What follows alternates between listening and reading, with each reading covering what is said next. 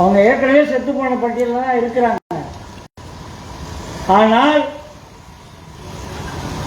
வேட்பாளராக போட்டியிட்ட ஒருத்தருடைய பேர் எப்படி செத்தவன் பட்டியலில் போகலாம்? நாம் தமிழர் கட்சியினுடைய சங்கதி இது. சிவகங்கையிலிருந்து உறக்க சொல்லிக் கொண்டிருக்கிறார்கள். இது எஸ்ஐஆர். இன்னொரு முக்கியமான செய்தி, பீகார் மாநிலத்திலே மருத்துவ படிப்பு முடித்த மாணவர்களுக்கு வேலை நியமனம் வழங்குகிற ஒரு விழாவில் ஒரு இஸ்லாமிய பெண் ஹிஜாபோடு வந்து அந்த வேலை ஆணையை பெறுவதற்கு வந்து நிற்கிறார். பீகாருடைய முதலமைச்சர் நிதிஷ்குமார் அவர் அணிந்திருக்கிற ஹிஜாபை இழுக்கிறார், முகத்தை வெளிப்படுத்துகிறார். இந்த சம்பவம் நாடு முழுவதும் வன்மையாக கண்டனத்துக்கு உள்ளாகி இருக்கிறது. மனிதநேய மக்கள் கட்சியினுடைய தலைவர் பேராசிரியர் ஜவஹர்லால் அவர்கள் மிக கடுமையான விமர்சனத்தை பதிவு செய்திருக்கிறார். அதே போல எஸ்டிபிஐயினுடைய மாநில தலைவர் தோழர் நெல்லை முபாரக் வன்மையான கண்டனத்தை பதிவு செய்திருக்கிறார். நம்முடைய ஊரை சேர்ந்த பெண்கள் ஹிஜாப் அணிந்து கொண்டு வருகிறார்கள். அதை இஸ்லாமியர்கள் கூட பொது இடத்தில் அந்த ஹிஜாப்பை நீக்குகிற உரிமை என்பது கிடையாது. அது அவர்களது மத சம்பிரதாயம். ஆனால் பொது நிகழ்ச்சியில் ஒரு முதலமைச்சர் ஹிஜாப்பை இழுக்கிறார். அந்த பெண் இப்பொழுது அந்த வேலை நியமனத்தை பெற்றுக்கொண்ட பெண் வேலையிலே சேர்வதற்கு தயாராக இல்லை. அதை பற்றி பாரதிய ஜனதா கட்சியினுடைய ஒரு அமைச்சர் சொல்லுகிறார். அதுவும் இன்றைக்கு பத்திரிகையில் வந்திருக்கிறது. ஒன்றிய அமைச்சர் கிரிராஜ் சிங் என்கிற ஒன்றிய அமைச்சர் சொல்லுகிறார், ஹிஜாப்பை நிதிஷ்குமார் இழுத்தது தப்பு கிடையாது, அது சரிதான். அந்த பெண் வேலைக்கு சேர்ந்தாலும் சரி அல்லது நரகத்துக்கு போனாலும் சரி, நிதிஷ்குமார் ஹிஜாப்பை இழுத்தது சரிதான் என்கிறார். அந்த அமைச்சரை நடுவீதியில் வைத்து செருப்பால் அடிக்க வேண்டுமா இல்லையா? செய்தவனை விட அது நியாயம். ஹிஜாப்பை இழுத்தது சரிதான் என்று வாதிடக்கூடிய பாரதிய ஜனதாவுடைய அமைச்சராக இருக்கிறார். இதுதான் பாரதிய ஜனதாவுடைய கண்ணோட்டம், நிலைப்பாடு என்பதை புரிந்து கொள்ள வேண்டும். அங்கேயே 2-3 பேர் குல்லா போட்டுக்கிட்டு பிஜேபிக்கு தாழ்வு அளிக்கிற சில எடுபடி நாய்களும் நம்முடைய தமிழ்நாட்டுக்குள்ளே வாணியம்பாடி இப்ராஹிம் போன்றவர்களும் வந்து சென்று கொண்டிருக்கிறார்கள். இந்த கூட்டத்தை நடத்தி கொண்டிருக்கிற தோழர்கள், தலைமை தாங்கி கொண்டிருக்கிற தோழர்கள், உரையாற்றிய தோழர்கள் அனைவருக்கும் நான் சார்ந்திருக்கிற தமிழ் தேச மக்கள் முன்னணி, தமிழ்நாடு கம்யூனிஸ்ட் கட்சி, மார்க்சிய மாவோ சிந்தனை சார்பாக என்னுடைய வணக்கத்தை தெரிவித்துக் கொள்கிறேன். இந்த சாலை என்னுடைய சிறு வயதிலிருந்து மிகவும் பரிச்சயப்பட்ட சாலை. அரசியலுக்கு வந்த பிறகு நான் மிக நெருக்கமாக இருந்த எண்ணங்களத்துக்கு பக்கத்தில் இருந்து மறைந்த உழைக்கும் மக்கள் உரிமை இயக்கத்தினுடைய தலைவர் தோழர் கருப்பையாவை நினைவு கூற வேண்டியது இருக்கிறது. எம்எல் கட்சியிலே இருந்த குருந்தங்குடி கந்தசாமி அவர்களை நினைவு கூற வேண்டியது இருக்கிறது. என்னுடைய அரசியல் காலத்தில் பெருவாக்கோட்டை தோழர் ஒருத்தர் இங்கு இருக்கிற மருத்துவரிடம் அழைத்து செல்வார். தோழர் பாவலரிடம் விசாரிக்கும் பொழுதுதான் தெரிகிறது மருத்துவர் பெருவெழுதி அவர்கள் அவருடைய சித்தப்பா என்கிற செய்தி. இதுபோல இந்த தடங்கள் என்பது மக்களுடைய விடுதலைக்காகவும் மக்களுடைய ஒற்றுமைக்காகவும் கடுமையான போராட்ட களங்களை சந்தித்தவர்கள் வாழ்ந்த பகுதி. அதே எண்மங்கலத்திலே ஒரு கொலை வழக்கில் ஆயுள் தண்டனை அனுபவித்து விட்டு வந்த ஒரு இடதுசாரி தோழர், அவரை சந்தித்திருக்கிறேன். அவர் தற்பொழுது இல்லை, இறந்து போயிருக்கிறார். இங்கே ஒரு மக்கள் ஒற்றுமையை, இங்கு வாழக்கூடிய நாட்டார் தெய்வங்களை வழிபடக்கூடிய கிராம மக்கள் அல்லது தங்களை இந்துக்கள் என நம்பிக்கொண்டிருக்கிற அவர்களை எல்லாம் இந்துக்கள் என வா வா என அழைக்கிற அந்த மத சம்பிரதாய சனாதனிகள் அவர்களாக இருந்தாலும் சரி, இஸ்லாமியர்களாக இருந்தாலும், இன்னும் கொஞ்சம் தூரம் போனால் 600 வயதிலே சமீபத்தில் இறந்து போன ஐந்தரை மக்கள் கட்சியினுடைய இணை ஒருங்கிணைப்பாளர் தோழர் ஸ்ரீபன்ராஜ் 600 வயதுக்கு சொந்தக்காரர். இந்த தோழர்கள் எல்லாம் இங்கே நடமாடிய, இங்கே நின்று பேசிய இடம் பகுதி என்பது நாம் யோசிக்க வேண்டியதாக இருக்கிறது. தன்னுடைய வாழ்க்கையே அரசியலுக்காக ஒப்புக் கொடுத்தவர்கள், உழைக்கும் மக்களுடைய விடுதலைக்காக, சாதிய ஒடுக்குமுறைக்கு எதிராக, இஸ்லாமியர்கள் மீதான மதவெறி தாக்குதலுக்கு எதிராக. அப்படிலாம் மங்களக்குடியில் யாரும் வந்து என்ற தாக்கலையே அப்படின்னு நீங்க சொல்லலாம். அயோத்தியிலே ஒரு மசூதி இடித்தால் மங்களக்குடியில வாழ்கிற இஸ்லாமியரை பாதித்ததா, பாதிக்கவில்லையா? மனதளவில், வாழ்க்கை அளவில் மங்களக்குடியிலிருந்து வெளியே போவோமேயான இருந்து நமக்கு வந்தது என யோசித்து பாருங்கள். எனக்கு தெரிந்த 1990 வரை இப்பகுதியைச் சேர்ந்தவர்கள், நான் சிறு குழந்தை முதல் இந்த பகுதியில் எண்மங்கலம் போய் வருபவன். குழந்தை முதல் சிறு குழந்தைகள் இன்றைக்கு அது பார்ப்பதற்கு எங்களுக்கு அழகாக இருக்கிறது. சிறு குழந்தைகள் ஹிஜாப் அணிந்து கொண்டு, கருப்பிலும் ரோஸ் கலரிலும் அணிந்து கொண்டு வீதியிலே தாய்மார்கள் அழைத்து வரும் பொழுது, அது எங்களுடைய குழந்தைகள், மொழியாலும் இனத்தாலும் தமிழர்கள், வழிபாட்டால் இஸ்லாமியர்களாக இருக்கிற எங்களுடைய தொப்புள் கொடி உறவுகள், அவர்களை பார்க்கும் பொழுது எங்களுக்கு மகிழ்ச்சியாக இருக்கிறது. ஆனால் அது எப்பொழுது வந்தது? பெரியவர்கள் தலையிலே குல்லா அணிந்து கொண்டு மசூதிக்கு செல்லுகிறவரை நாங்கள் பார்த்திருக்கிறோம். ஆனால் அனைத்து பெண்களும், அனைத்து குழந்தைகளும் பர்தாக்குள்ளும் ஹிஜாபுக்குள்ளும் தங்களை மூழ்கடித்துக் கொள்கிற பழக்கம் இருக்கிறதே, அது 90க்கு பிறகு வந்தது நண்பர்களே. செங்கல் ஊர்வலங்களும், அத்வானியுடைய ரத யாத்திரையும், அயோத்தியிலே மசூதி இடிப்பும், தாக்குதலும், மதவெறி அரசியலும், வாஜ்பாயினுடைய ஆட்சியும், அதற்கு பிறகு 2014 பாரதிய ஜனதா கட்சியினுடைய தொடர் ஆட்சியும் ஒரு பாதுகாப்பின்மையை இஸ்லாமியர்கள் மத்தியிலே உருவாக்கி இருக்கிறது நண்பர்களே. ஒரு இணக்கமான சூழலாக இந்த மண்ணிலே நீடித்துக் கொண்டிருக்கிறது. உங்களுக்கு தெரியும், நீங்கள் இங்க இருக்கிற சாதி ஒடுக்குமுறையை தாண்டி வேண்டாம், இந்த ஒடுக்குமுறை, இந்த பழக்க வழக்கங்கள், கிராமிய சாதி ஒடுக்குமுறைக்குள்ளே நாம் இருக்க வேண்டாம். பார்ப்பனர்கள் நகரங்களிலும், கல்லர்களும் மறவர்களும் கிராமங்களிலும் சாதி ஒடுக்குமுறையை நீடித்துக் கொண்டிருந்த பொழுது நீங்கள் இஸ்லாமியர்களாக தப்பிவிட்டீர்கள். உங்கள் பாட்டன் காலத்திலே இஸ்லாமியர்களாக மாறியிருக்கலாம். ஆனால் இந்த மண்ணினுடைய சாதி ஒடுக்குமுறையை சந்திக்க முடியாமல், சகிக்க முடியாமல் மதமாறி சென்ற பரம்பரை வரலாறு என்பதை இந்த மண்ணிலே இருக்கு. ஆனால் தப்பி போய்விட்டீர்கள், இஸ்லாமியர்களாக மாறிவிட்டீர்கள். கிறிஸ்தவர்களாக மாறிய தாழ்த்தப்பட்ட பட்டியல் சமூகத்து மக்கள் இந்த வட்டாரத்தினுடைய கிராமங்களிலே ஏராளமாக இருக்கிறார்கள். ஆனால் மாறி போன பிறகு சாதிய ஒடுக்குமுறையை இந்த அளவுக்கும் சந்தித்துக் கொண்டிருக்கிற பட்டியல் சமூகத்தினுடைய பிரச்சனையிலே இன்ஷா அல்லாஹ் என்ற பெயரிலே தலையிடாமல் இருந்தீர்களே, அது என்ன நியாயம்? என்ன நியாயம்? நீங்கள் ஒடுக்குமுறை தாங்க மாட்டாமல் தான் மதம் மாறி போனீர்கள். நாங்கள் மதம் மாறி வர தயாராக இல்லை. கிறிஸ்தவனாக, பௌத்தராக, இஸ்லாமியனாக மதம் மாறி வர தயாராக இல்லை. ஒன்று, இந்த வட்டாரத்தினுடைய ஆதிக்க சக்திகளுடைய கால்களை நக்கி பிழைக்கிறோம், அல்லது எதிர்த்து போராடி சாகிறோம் என செத்து போனவர்கள் இந்த வட்டாரத்தில் ஏராளமான பேர். நான் சொல்லுகிற கருப்பையா உழைக்கும் மக்கள் உரிமை இயக்கம் சார்பாக இந்த வட்டாரத்தில் இயங்கியவர்.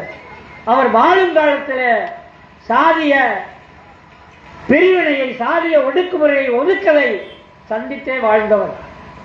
பிறரையிலே சாதி ஒடுக்குமுறைக்கு எதிராக அருளித்துறையிலே பிறந்து தேவகோட்டையிலே மையம் கொண்டு அரசியல் வாழ்க்கையில இயங்கி மறைந்த எங்களுடைய அருமை ஆசான் தோழர் நமச்சிவாயம் இது போன்ற எண்ணற்றவர்கள் சாதி ஒடுக்குமுறைக்கு எதிராக போராடியதால், கோயில் நுழைவு போராட்டம் நடத்தியதால் பல்லர் சமூகத்தில் பிறந்திருந்தாலும் பாளையங்கோட்டையில் வைத்து படுகொலை செய்யப்பட்ட எனது அருமை தோழன் தேவகோட்டை வட்டார மாடக்கோட்டை சுப்பு போன்ற தோழர்கள் ஏராளமான ஒடுக்குமுறை சந்தித்து கொல்லப்பட்டவர்கள் ஏராளம். நண்பர்களே, இந்த வரலாறுகளை ஏன் சொல்கிறோம் என்றால், இன்றைக்கும் சாதிய பகிஷ்காரம், சாதிய ஒடுக்குமுறை, சாதிய ஒதுக்கல் கிராமங்களிலே இன்றைக்கும் வாழ்ந்து கொண்டிருக்கிறது.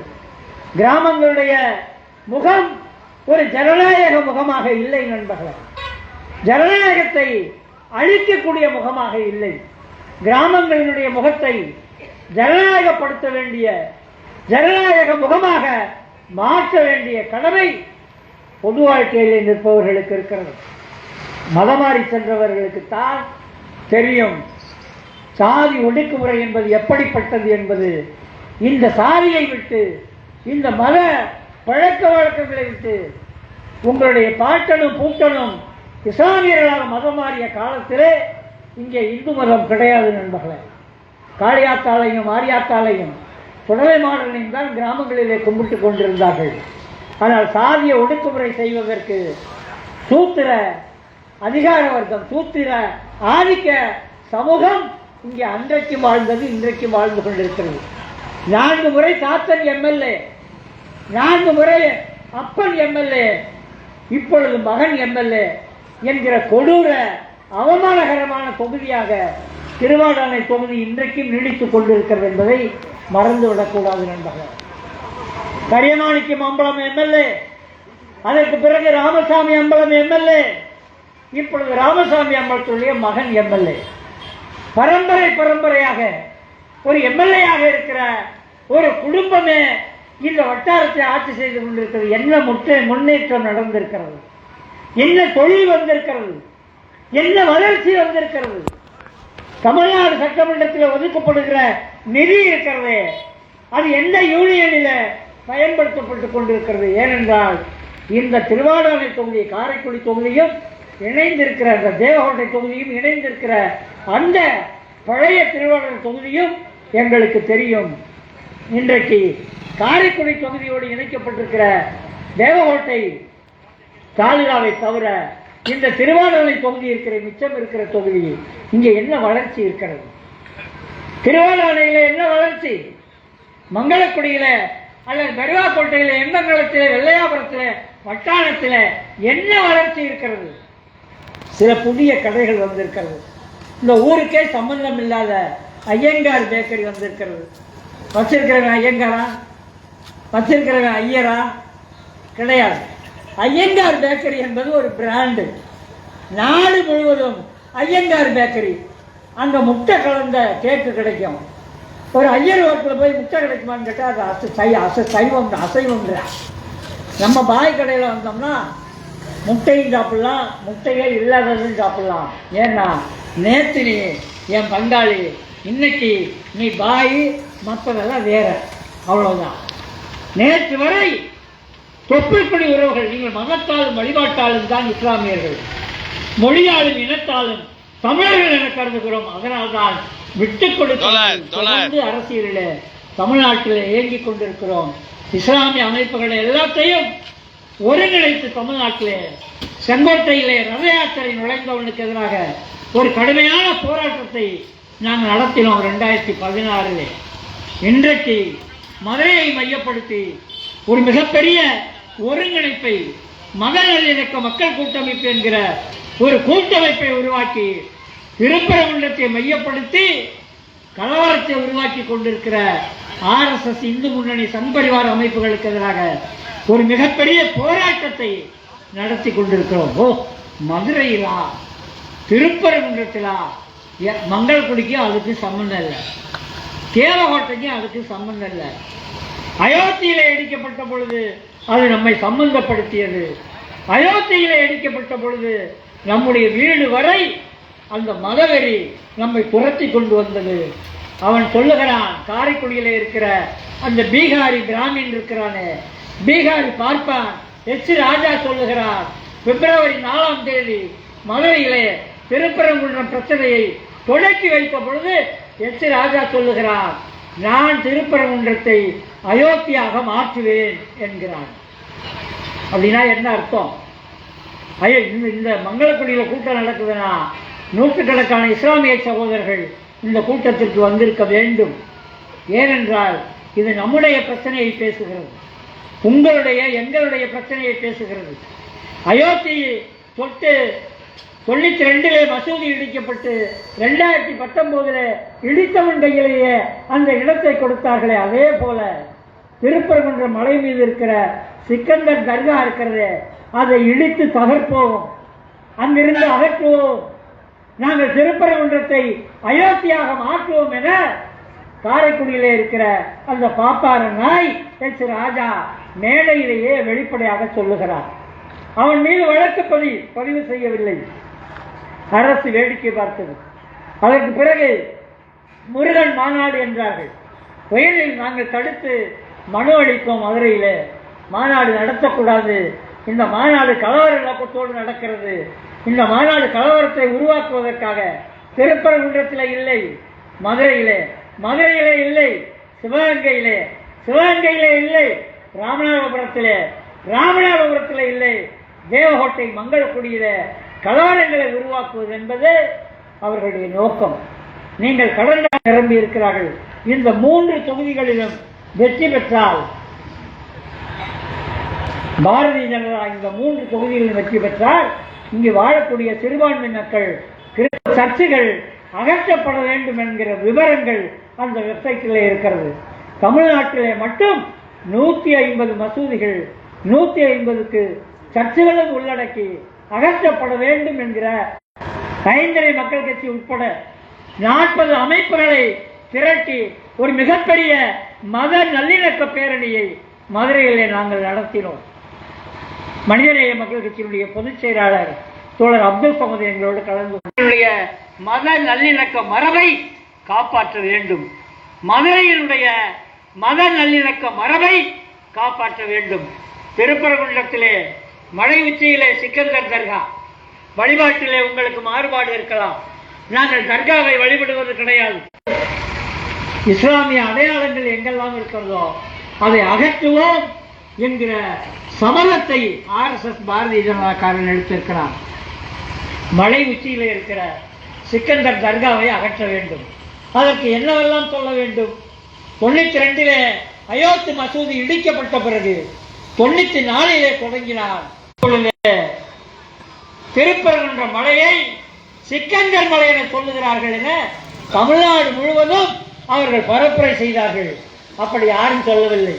சிக்கந்தர் இருக்கிற பகுதி சிக்கந்தர் மலை, முருகன் இருக்கிற பகுதி முருகன் மலை, காசி விஸ்வநாதர் கோயில் இருக்கிற பகுதி காசி விஸ்வநாதர் மலை, சமண கோயில்கள் இருக்கிற அவர்களுடைய நம்பிக்கை சமணமலை, இப்படி அவரவர்கள் பார்வையிலே அது அந்த மலையாக இருக்கிறது என நாங்கள் ஒரு பொதுவான சித்திரத்தை வரைந்தோம். இஸ்லாமியர்களுக்கு அது சிக்கந்தர் மலை, சமணர்களுக்கு அது சமணர் மலை, பௌத்தர்களுக்கு அது பௌத்தர் மலை. கோயிலை சுற்றி கிரிவலம் வந்தீர்களே ஆனால் அங்கே கருப்பன் இருக்கிறான், நாட்டார் கோயில் தெய்வங்கள் அந்த மலையை சுற்றி இருக்கிறார்கள்.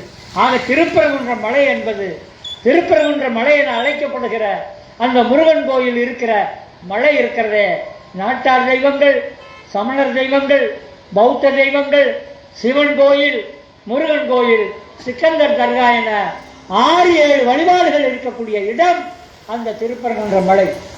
அதை கைப்பற்றுவது, சிக்கந்தர் தர்காவை இடித்து தள்ளுவது என்பது அவர்களுடைய நோக்கமாக முழக்கமாக இருக்கிறது. அதனால்தான் காரைக்குடி எச் ராஜா அங்கே வந்து பேசினார், நாங்கள் திருப்பரங்குன்றத்தை அயோத்தி ஆக்குவோம் என. அது மங்களக்குடியில் இருக்கிற இஸ்லாமியர்களை பாதிக்குமா பாதிக்காதா யோசித்து பாருங்கள். எனவே இது மதுரை பிரச்சனை அல்ல, இது தமிழ்நாட்டினுடைய பிரச்சனையாக மாறி இருக்கிறது.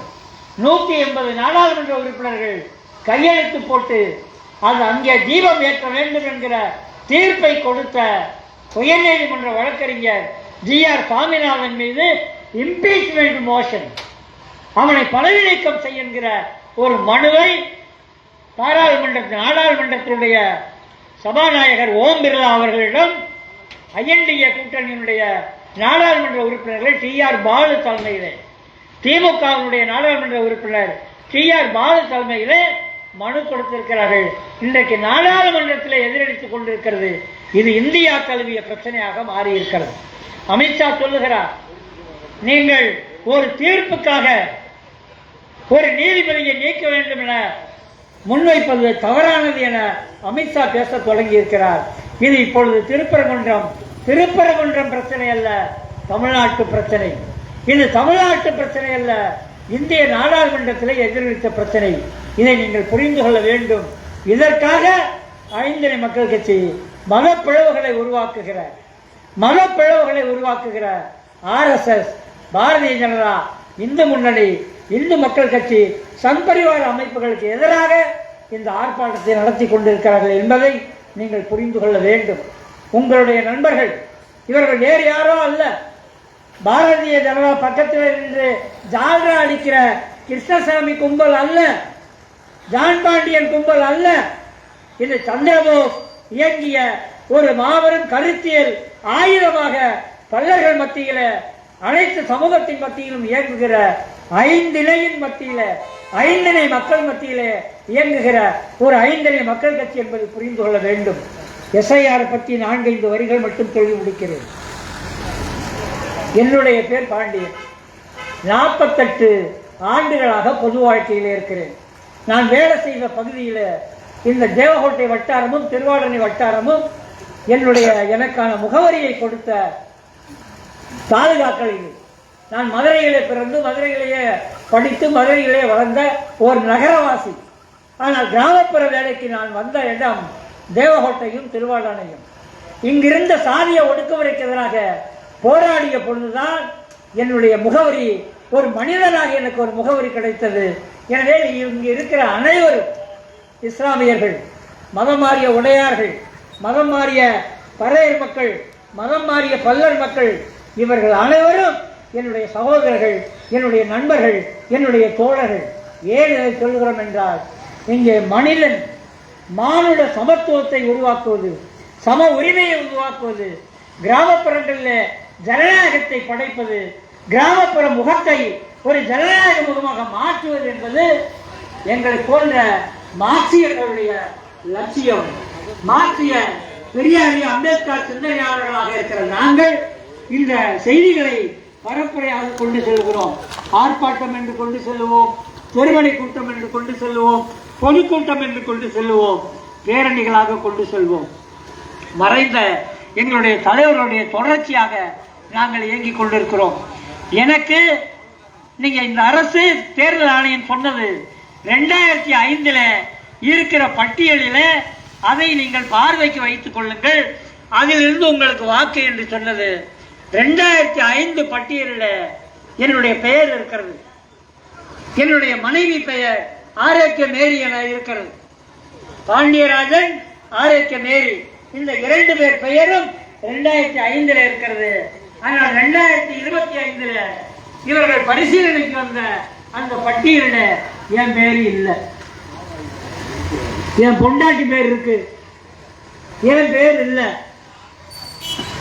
நீங்க சொல்ற ஒவ்வொருத்தருடைய பேர் இருக்கான்னு செக் பண்ண சொல்லுங்க. இங்க அவர் தான் புலம்பினார், ஆறுமுகம் தோழர். என் பொண்டாட்டி பேரை வேற வீட்டில் கொண்டு போட்டாங்கன்னு. SIR என்கிற குளறுபடி இருக்கிறது. நவம்பர் 4 தொடங்கி கிட்டத்தட்ட ஒரு மாதத்திற்குள்ள, இந்த டிசம்பருக்குள்ள பரபரப்பாக அவசரமாக எதற்காக இந்த SIR செய்யப்பட வேண்டும்? SIR என்பது அரசின் கடமை, SIR என்பது தேர்தல் ஆணையத்தின் கடமை. செய்யக்கூடாது என நாங்கள் சொல்லவில்லை. போன ஆண்டு செய்திருக்கலாம், ஓராண்டு அவகாசம் எடுத்து செய்திருக்கலாம். இன்றைக்கு நேற்று அவர்கள் அறிவித்திருக்கிறார்கள். இதுதான் பட்டியல். தமிழ்நாட்டினுடைய சுமார் 1 கோடி வாக்காளர்கள் நீக்கப்பட்டிருக்கிறார்கள். உடனே தமிழிசை வந்து 1 கோடி போலி வாக்காளர்கள் நீக்கப்பட்டிருக்கிறார்கள். உடனே எடப்பாடி வந்து 1 கோடி போலி வாக்காளர்கள் நீக்கப்பட்டிருக்கிறார்கள். திமுக வாக்காளர்கள் நீக்கப்பட்டிருக்கிறார்கள் என நேற்று பூரா பேட்டி கொடுக்கிறாங்க. பிஜேபி தமிழிசையும் அதிமுக எடப்பாடியும் 1 கோடி போலி வாக்காளர்களா? இறந்தவர்கள், பெயர் விடுபட்டவர்கள், முகவரி மாறியவர்கள், இந்த 3 வகைராக்கள் இருப்பதாக தேர்தல் ஆணையம் சொல்லுகிறது. இறந்தவர்கள் தவிர விடுபட்டவர்கள் நீங்க 6வது படிவத்தை ஃபில் பண்ணி கொடுங்க, உங்களுக்கு ஓட்டு கிடைக்கும்னு தேர்தல் ஆணையம் சொல்லியிருக்கு. தேர்தல் ஆணையம் 1 கோடி பேர்ல கிட்டத்தட்ட 50 லட்சம் பேர் விடுபட்டவர்களாக இருக்கிறார்கள். 50 லட்சம் பேர் முகவரி மாறியவர்களாக இருக்கிறார்கள். சிவகங்கை மாவட்டத்திலே கூட ஒரு குறிப்பிட்ட பற்றிய விவாதம் நடந்து கொண்டிருக்கிறது. இந்த விவாதம்